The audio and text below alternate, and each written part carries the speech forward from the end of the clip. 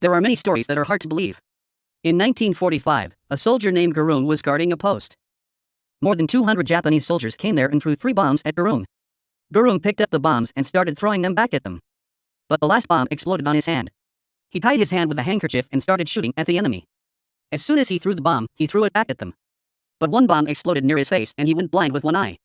But he didn't give up. After fighting for 4 hours alone, he got help from behind and he was saved. Many people have claimed to have seen a devil named Skinwalker. He looks like a man and he walks on 4 legs. This video from 2004 shows something similar.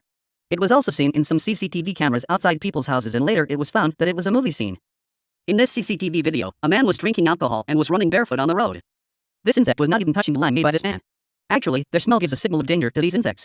In Rome, a man named Chiron was rolling around with a metal detector on his neighbor's farm. Then he got a very strong signal. As soon as he started digging, he found a few kilos of gold and diamonds.